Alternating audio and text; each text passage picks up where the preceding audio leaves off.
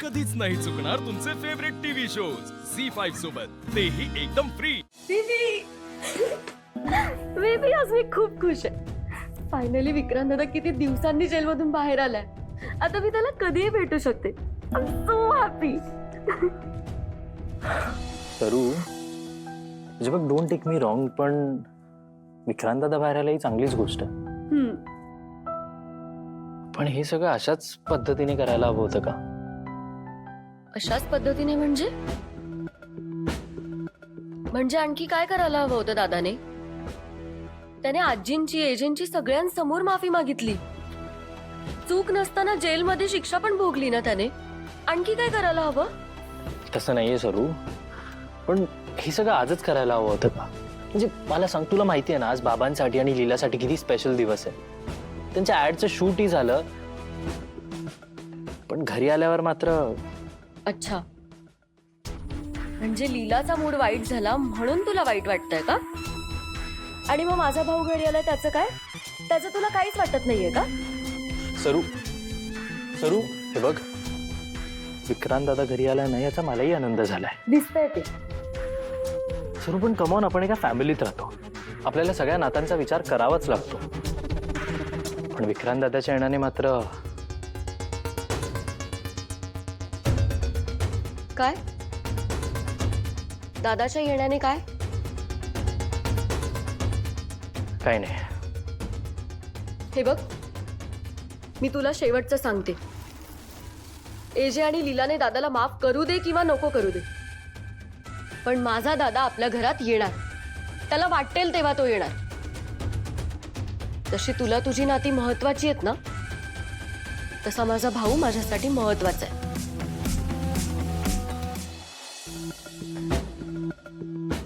काय झालं आजी? तुम्ही यावेळेला किचन मध्ये काय हवंय का? मला हाक मारायची ना। तवा तापवायला आले होते। तवा? तवा कशासाठी? अभिराम आणि लीलाची दृष्ट काढायची मला। आत्ता कुठे त्यांचं नातं खुलायला लागलंय, त्यांच्या जवळीक निर्माण झाली आणि रोज काही ना काहीतरी घडतंय, त्यांच्या नात्यामध्ये विघ्न येते। बस आता मला त्यांच्या नात्याला कोणाचीही नजर लागायला नको।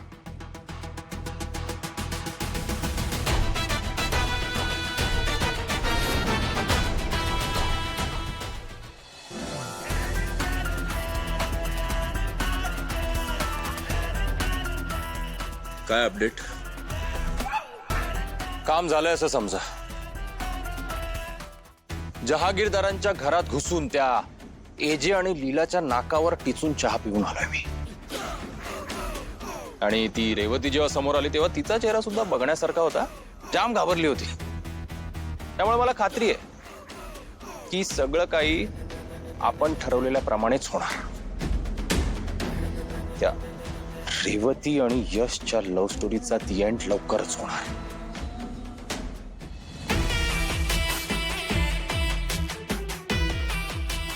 तू म्हणतोयस तसं सगळं जर झालं तर ठीक आहे,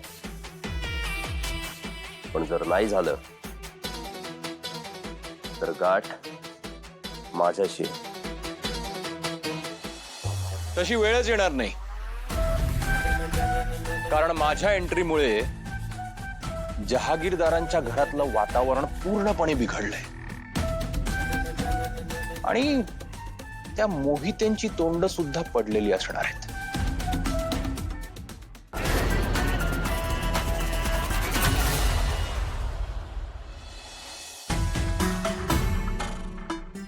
अहो जेवायला यायचंय ना, चला।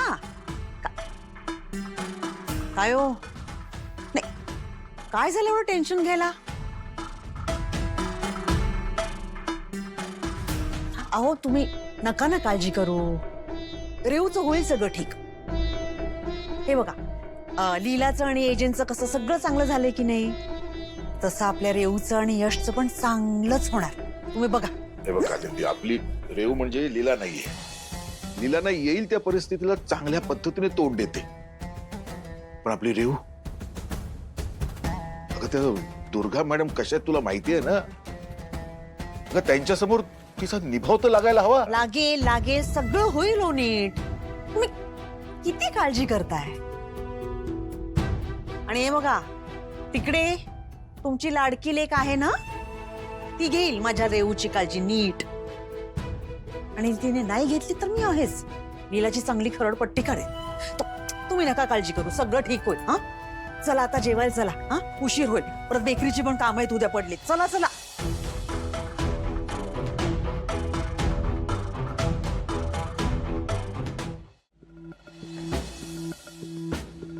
आल्या केल्याची, गुता खेताची, शेजार पाजारीची, कुत्र्या मांजरांची,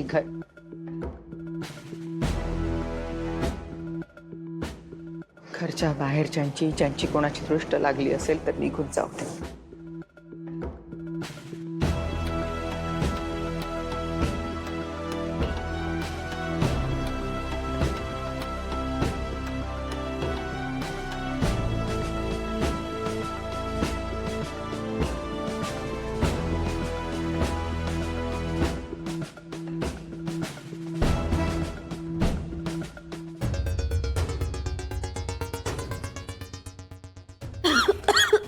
काय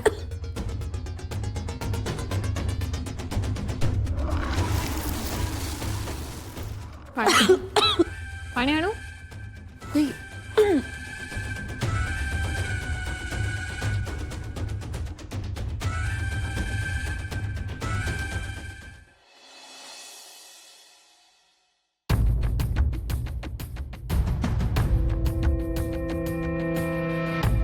एजे, आजवर मी तुमचा प्रत्येक निर्णय मान्य केला, कधीच तक्रार नाही केली. आज मी मुलगी म्हणून तुमच्याकडे एक गोष्ट मागते. प्लीज दादाला माफ करा. नाही प्लीज.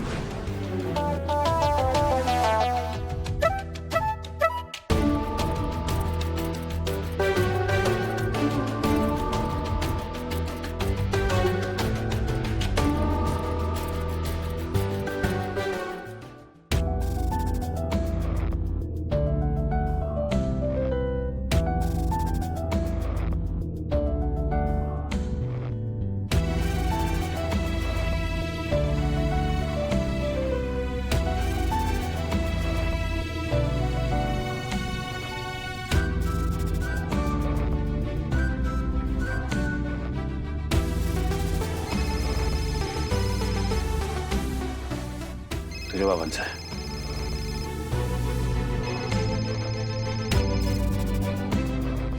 हॅलो बाबा, बोला. लीला बाळा, कामात होतीस का ग तू? नाही बाबा, बोला ना. बाळा, शूट कसं झालं तुझं? छान झालं. झी5 ॲप डाउनलोड करा आणि पहा सर्व एपिसोड्स एकदम फ्री.